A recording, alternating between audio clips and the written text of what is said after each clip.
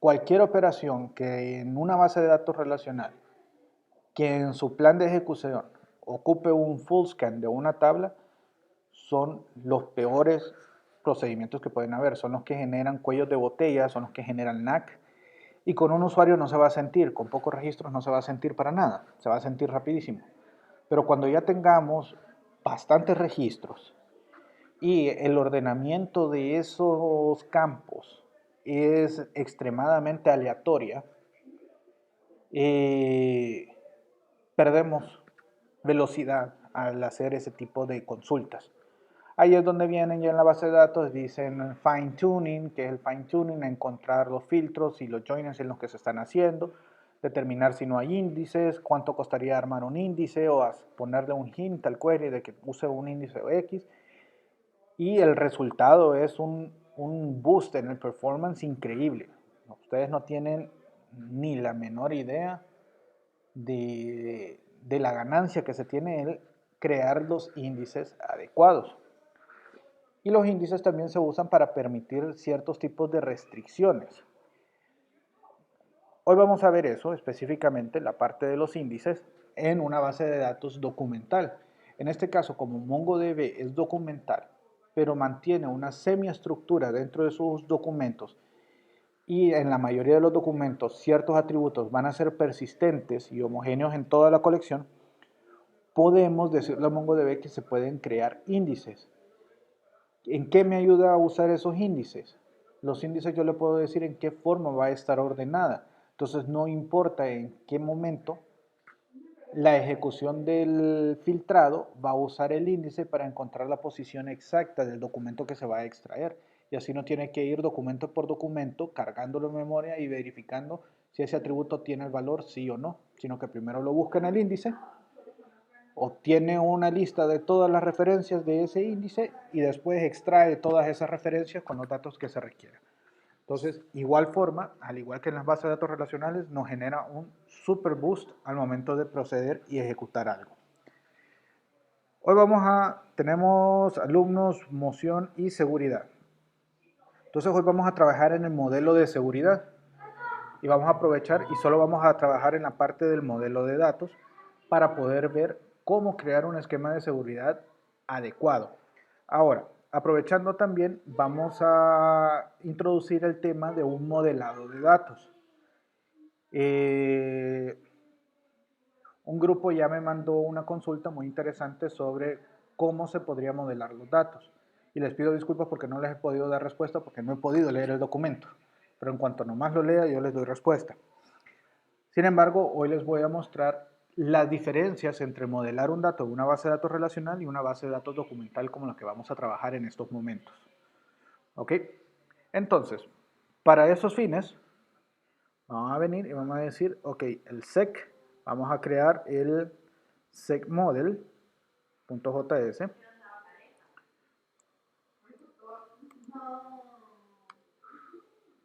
Ok, vamos a ver, en seguridad tenemos algún index, tenemos el route, ok, perfecto.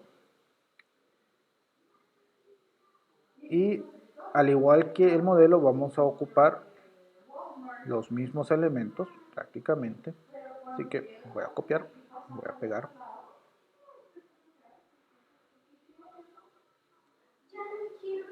Ok. Vamos a crear el user collection. Y vamos a exportar una clase estática. Entonces export.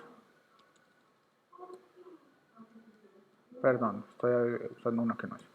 Module.export es igual a class.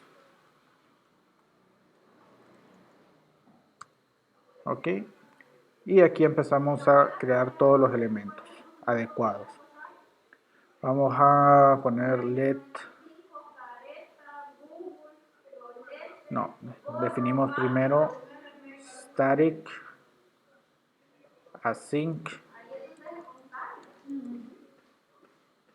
init creo que le pusimos el otro para mantener el mismo estándar. Init model. Init model. Y en este Static, sí, gracias. Static async. Ok. En este async model, pues prácticamente realizamos la misma verificación. Si existe, si no, obtenemos la base de datos. Y con la base de datos obtenemos la colección que vamos a trabajar o las colecciones que se van a trabajar, porque un modelo de datos no se limita a una sola colección, puede trabajar con varios. En este caso, la mayoría trabajan con una misma. Entonces solo reemplazamos, la base de datos es la misma, obtenemos lo mismo y solo cambiamos el user call, obtenemos una colección llamada usuarios que no la tenemos hecho y devolvemos. ¿Ok? Y si hay un error, devolvemos también. Entonces, init model. Ok. Aquí cuando creamos la colección o obtenemos la colección, es donde nosotros podemos aprovechar para crear el índice. Pero aquí vamos a hacer la pausa para ver cómo modelamos este. Vamos a crear un file.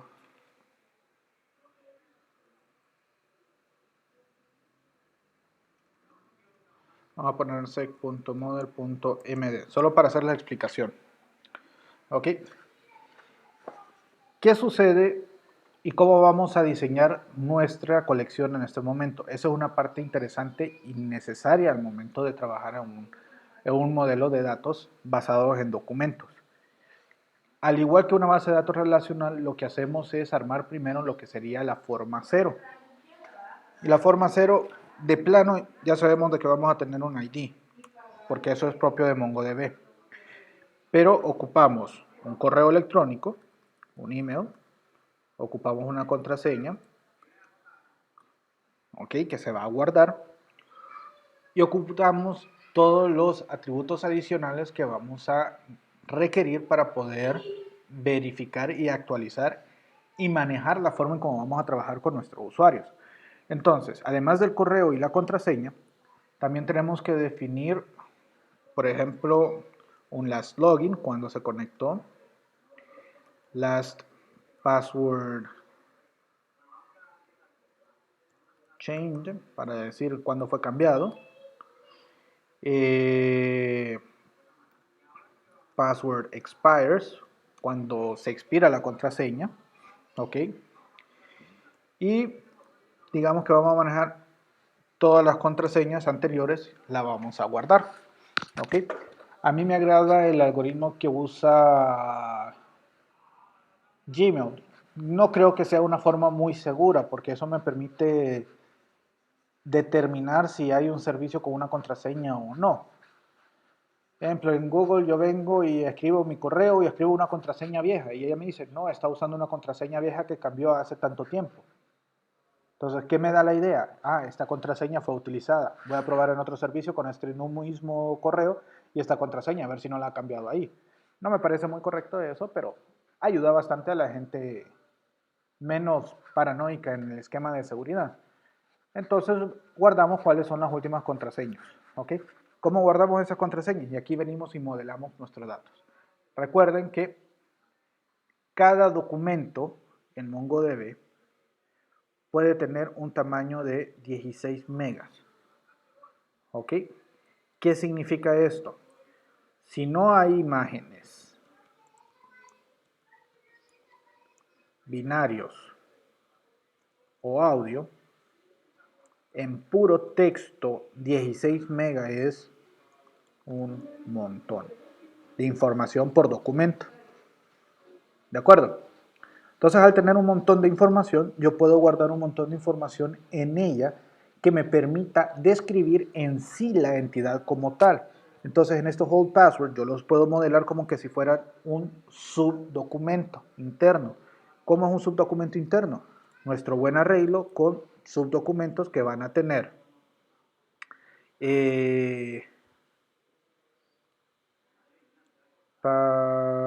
vamos a poner change, que me dice la fecha en la que se cambió, y old password, que me determina cuál es la contraseña que se cambió. ¿Ok? Yo voy a tener una colección de estos.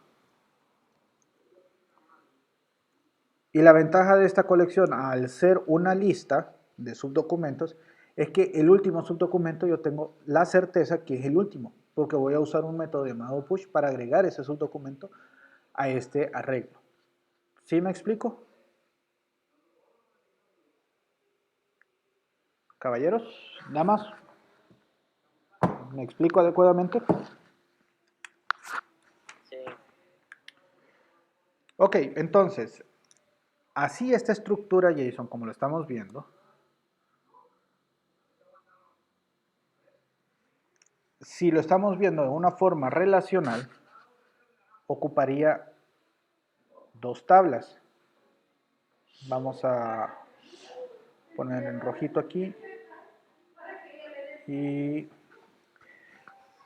sería una tabla de usuarios y una tabla de last passwords. ¿Ok? Y se unen por una relación de 1 a n elementos.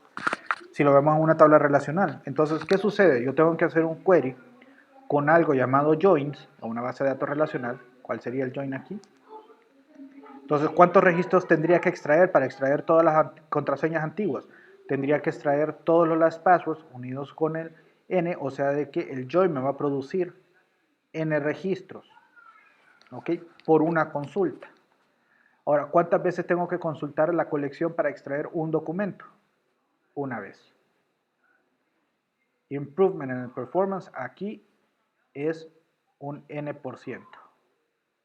¿Ok? ¿Sí me explico? Es más, n%. O sea que si tengo 7 passwords, el performance de extraer un solo documento va a ser el del 700% de ahorro que es una base de datos relacional. ¿Sí me explico? Sí. Entonces, ahora ven lo bonito de trabajar con una base de datos documental en este aspecto. Vamos a borrar esto. Ok, entonces regresando, volvemos otra vez a nuestro parte original, ahí terminamos con las contraseñas. Ahora, ¿qué otra cosa ocupo en mi sistema? ¿Se acuerda que en patronatos habíamos puesto de que había una junta directiva, después que había miembros en el patronato? Los miembros del patronato tienen derecho a voto, pero solamente la junta directiva puede poner una moción en específico o aprobar o apoyar una moción. Entonces, necesitamos definir diferentes roles para cada uno de ellos. Y una persona puede estar en uno o en varios roles. ¿Se acuerdan en PHP, en la estructura de seguridad, cuántas tablas estaban involucradas para poder definir el rol a una persona? Todo el esquema de seguridad lo trabajábamos en 5. Maestros de usuario, maestro de roles, maestro de funciones, y teníamos tablas relacionales que simulan relación N a N de roles por usuario y de funciones por roles. Entonces, y si les digo de que eso lo hacemos aquí en uno solo, aquí solo le digo roles y pongo los roles. ¿Cuáles roles son? Entonces este es un arreglo atómico. Vamos a decir público, guest, que no tiene ningún tipo de voto, member, que va a tener voto, council, que son de la junta directiva, y admin, que tiene perfiles de administración del sitio. ¿Ok? Entonces todos los roles van a tener uno de estos elementos y lo que vamos a hacer en el programa no vamos a establecer funciones, sino que simplemente las funciones van a ser una validación si is in role, que es otro esquema de seguridad válido, y buscamos el usuario y si está en el rol, cualquiera de estos. ¿Ok? Y podemos definir una colección para determinar cuáles roles están. ¿Ok? ¿Ven lo interesante de todo esto?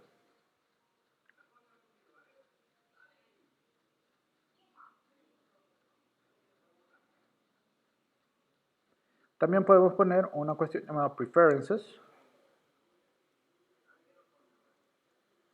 Y en el preferences también podemos hacer una colección de subdocumentos. Entonces pongámosle un key y le ponemos un value. Entonces así podemos ponerle diferentes cuestiones de preferencias personales. Se han fijado de que hay sitios que les permite inclusive hasta qué color lo quieren tener. Y ahora es muy interesante que en Android y en iOS le permiten dos sabores de vista, uno light y otro dark. Entonces uno puede poner en esas preferencias esos valores. Y de repente en el programa decimos, no, este otro va a ser el metido en esta preferencia, lo metemos en las preferencias y no hay ningún problema. ¿Ok? Y ese mantiene. Y evitamos otra tabla de relación entre preferencias posibles, una de relación preferencias-valores y el valor que va asociado a la persona. Pregunta.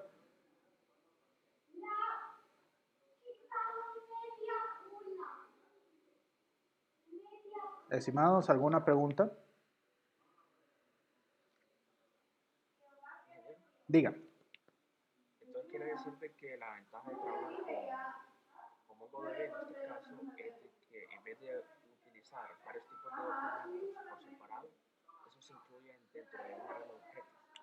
Es correcto. La idea de un documento, y muy buena observación, la idea de un documento específico, de un esquema documental, es de que el documento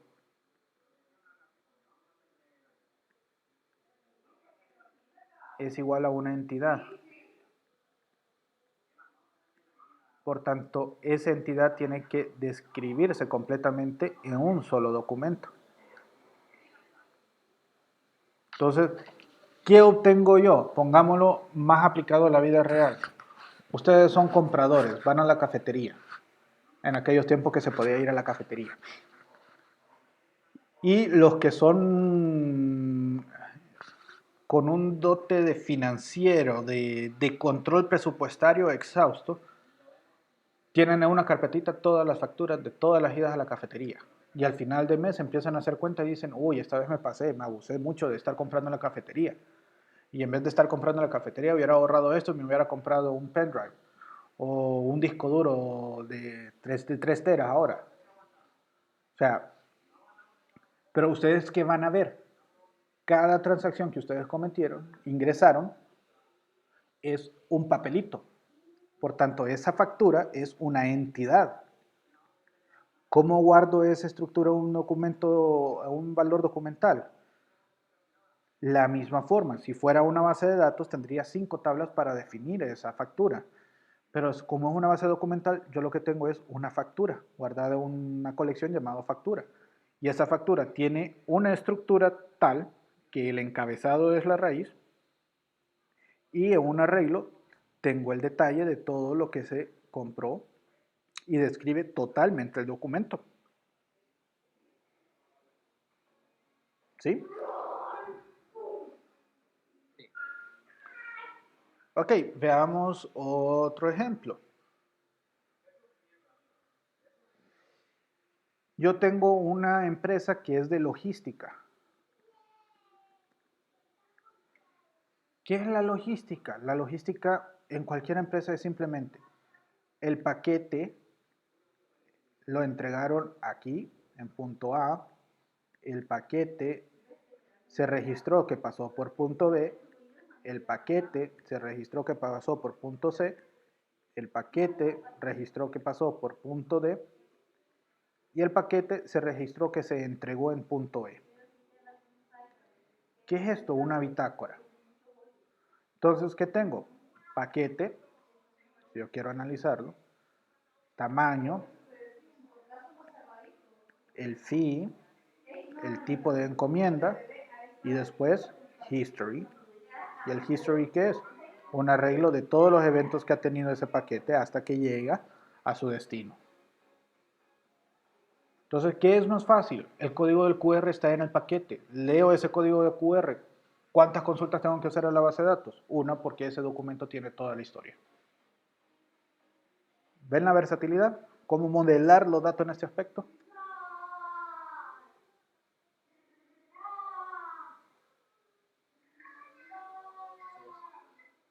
Ok, entonces ahora viene una cosa que vamos a terminar, porque aquí ya terminamos la estructura que vamos a hacer para nuestro esquema de seguridad. ¿Ok? Esto es lo que vamos a manejar. Pero aquí vamos a tener algo que es extremadamente importante. ¿Cómo se loguea una persona?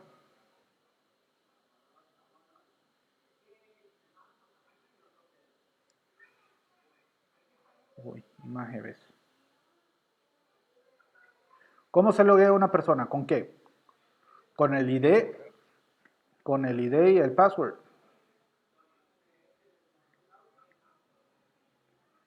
¿Mm? Eso está correo. Correo, un nombre de usuario. Ok, se usa el nombre de usuario, en este caso el correo electrónico.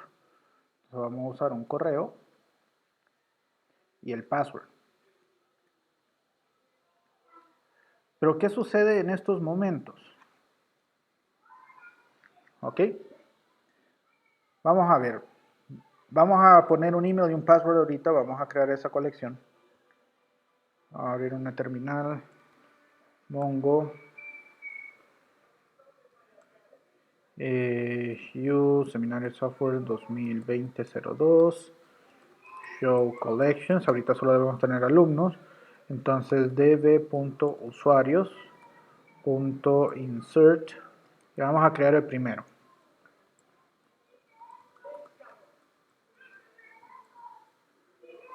Ups, me faltó la llave. Email, dos puntos. Y le ponemos password, dos puntos. Y aquí vamos a poner algo que cambiar después. Ok, insertamos. Me faltó algo, una paréntesis. Ok, db.usuarios.find. Vamos a ponerlo pretty para verlo bonito. Y están viendo de que está el ID, el correo y el password. Pero ¿qué sucede si yo hago lo siguiente? Otro valor a guardar. Y también se ingresó. Y ahora tengo dos documentos que coinciden el correo, uno y el otro. ¿Eso es correcto?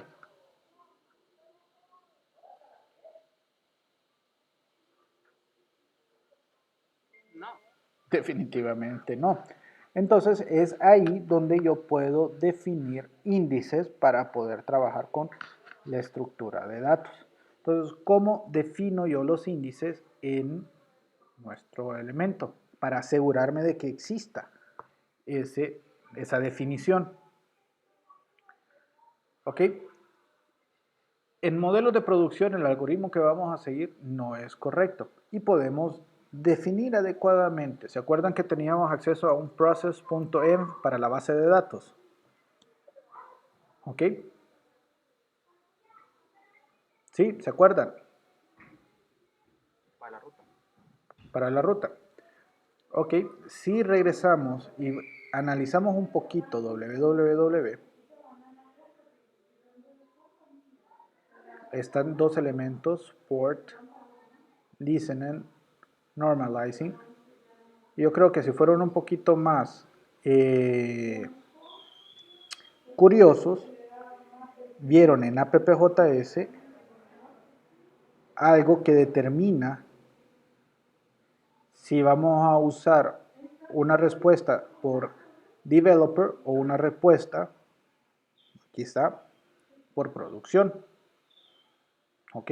Nada más aquí lo estamos obteniendo del request. App-Get Environment Development. ¿Ok? Nosotros podemos obtener ese valor para establecerlo según Express.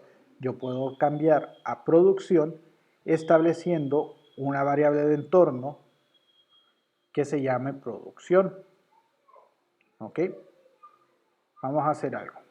Primero borramos ese annotation para que no me estorbe ahí. Ok, entonces, basándome en que yo puedo determinar si estamos en desarrollo o no, ¿ok? Vamos a definir algunos elementos, si quieren, para que no vean que me lo estoy sacando debajo de la manga. Vamos a poner express.js.com y vamos a poner request.app.env, bueno, get.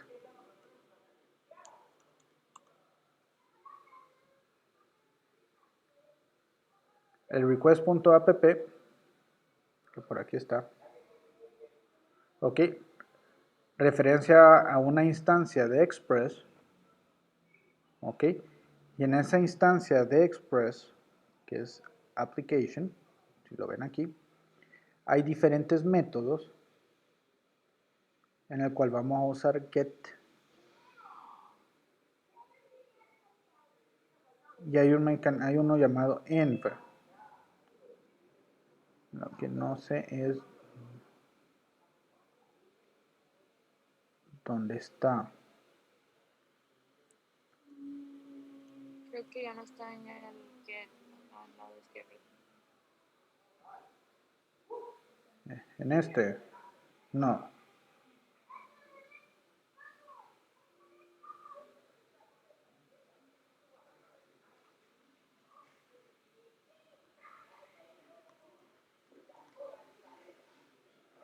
Ok, aquí. Hay una variable llamada nodenv y está puesta en production. Entonces, si se fijan, aquí está env, que es de la app. El environment set to production, en el production environment lo único que tengo que hacer es nodenv. Y si no existe nodenv, lo pone como development. Entonces, ¿qué podemos hacer? ¿Se acuerdan de nuestro buen amigo el punto env que tenemos por acá?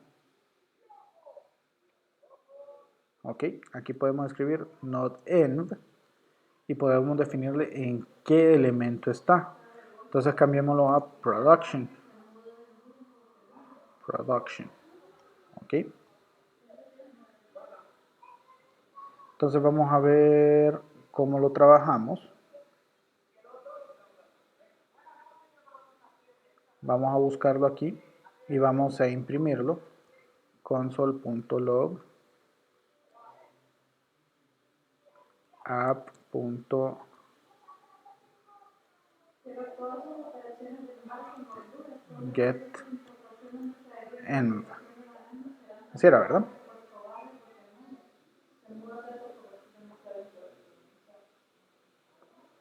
Sí, así era. Ok, para ver en qué método estamos. Entonces vamos a regresar a Nodemon. Aquí en Node. Ok, si se fijan, está en production. Si lo cambiamos ahora a development, ok, lo volvemos a cargar y observen, está en development. Ok, entonces vamos a dejar esto porque eso nos hace más sencillo el establecer qué modelo vamos a trabajar, si producción o desarrollo. Y aquí podemos hacer exactamente lo mismo. ¿Por qué? Porque al final este .env me permite en el process.dev extraer este elemento. Entonces, ¿qué hago? Busco process.env.nodenv y vamos a validar. No es igual a production. Entonces vamos a crearle el índice. ¿Por qué no lo hacemos en un ambiente de producción? Porque si lo hacemos en un ambiente de producción y es una colección que ya existe, lo que vamos a hacer es bloquear esa colección y matarlo. ¿Ok? Ahora, si es la primera vez, pues lo corremos y que lo ejecute. ¿De acuerdo? Y después cambiamos el ambiente y reiniciamos el servicio. Eso no es ningún problema. Ok, entonces viendo todo esto, Processing, Production y todo lo demás, vamos a venir y vamos a User Call que es nuestra colección, y vamos a verificar o agregar un índice. Vamos a ver lo que nos dice la documentación de MongoDB.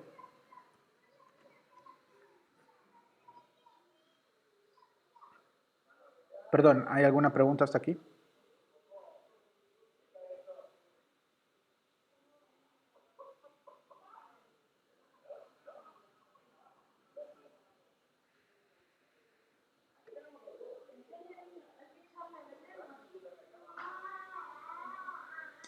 Siempre me equivoco. API. Ok, si ustedes observan en la colección, tenemos un método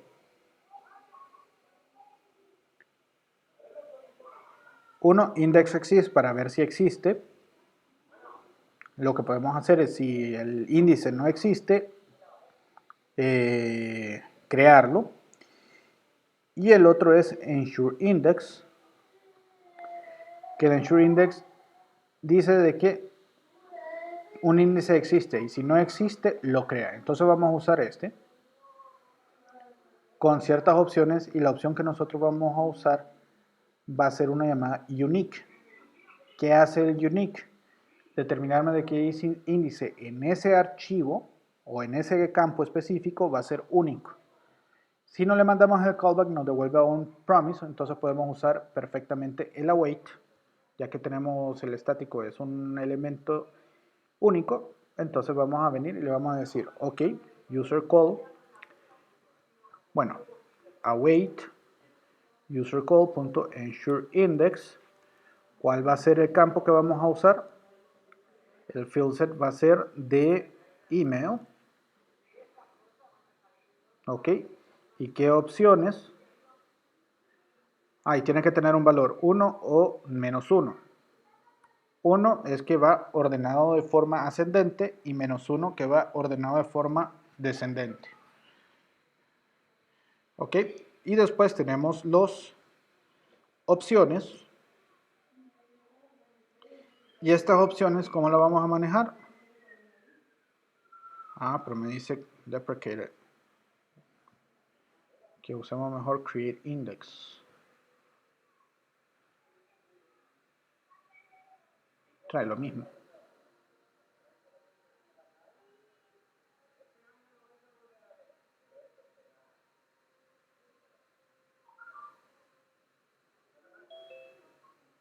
Sí, ahí está. No, me dice de que use createIndex mejor.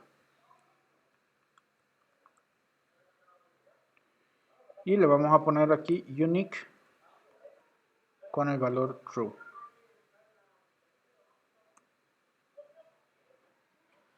Ok, entonces, ¿qué va a suceder? Va a crear el index email con el valor.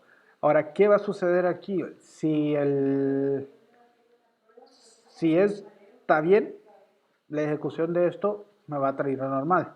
Si no está bien, va a crearme una excepción, y al crearme una excepción vamos a tener algún tipo de problema. Entonces, para evitarlo, podemos usar un indexExist para hacerlo. Aunque cada vez que se ejecute, va a crear el índice. Entonces, vamos a probarlo. Lo malo de esto es de que no hemos mandado a llamar ese segModel. Vamos a poner en routes API index. Tenemos segRoutes. O sea que sí lo está agregando, pero en seg no lo estamos importando. Entonces vamos a importarlo. Let segModel es igual a require segModel, y vamos a crear una función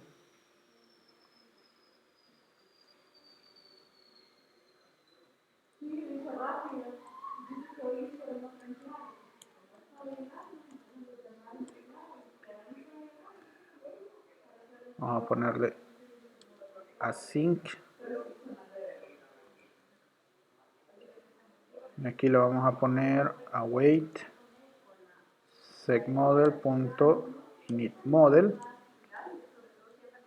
y vamos a ejecutarlo.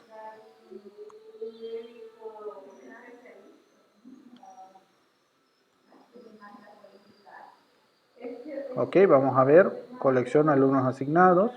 Un error. Ok, excelente. Observan el error.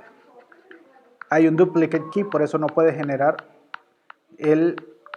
la llave única porque ya tengo un documento que tiene 2 veces el mismo nodo. Entonces vamos a eliminar uno.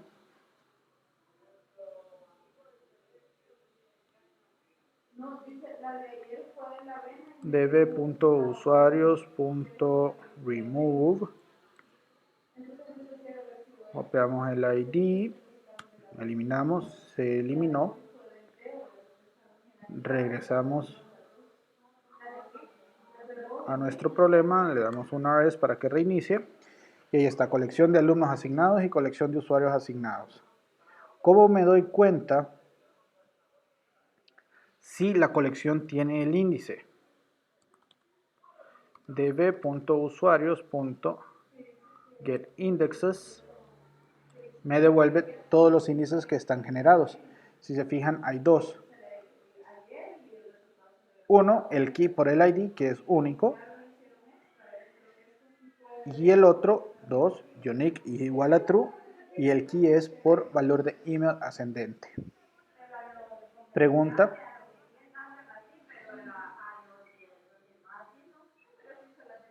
Si lo volvemos a correr. Listo. Como ya encontró que existe el índice, no lo va a volver a crear. O eso asumo yo, nunca lo he revisado. Vamos a revisarlo ahorita. Sí, no crea uno nuevo. Ok, ¿alguna pregunta?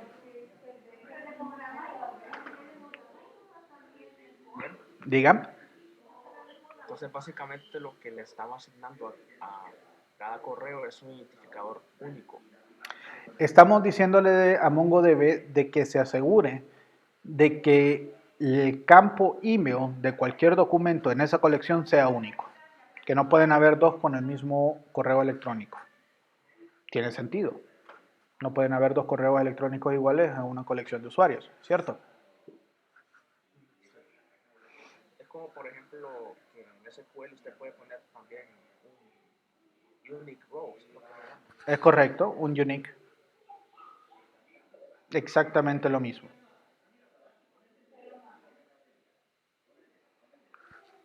Ahora, vamos a poner, para que vean la... Vamos a cerrar un montón de cosas que no ocupamos. El AMP sí, el app no, el segModel sí, este index ya no, ya lo ejecutamos. Cuentas model ya no. Sí, esos tres archivos. Ok, en el segModel vamos a poner console.log creando índices de usuarios. Y console es con C minúsculo, si no me va a tirar un error. Ok.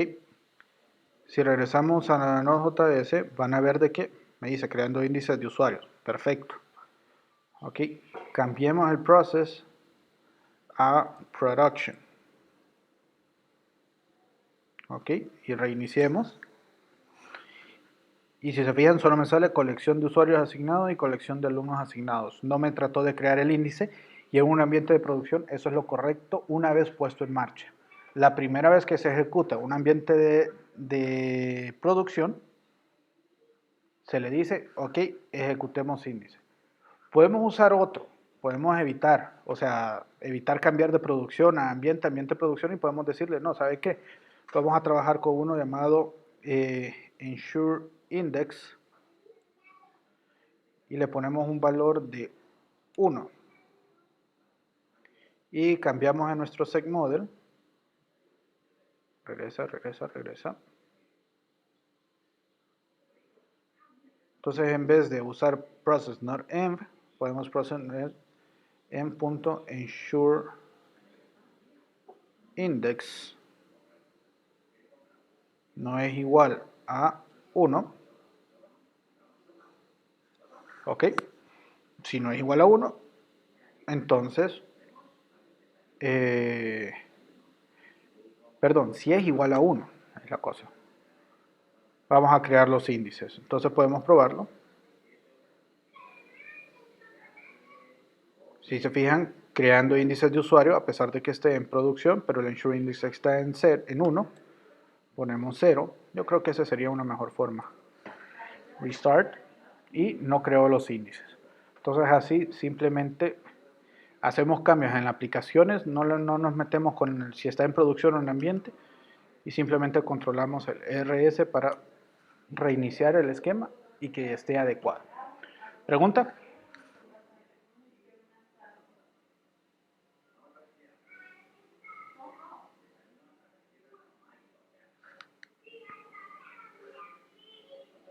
¿Estamos bien?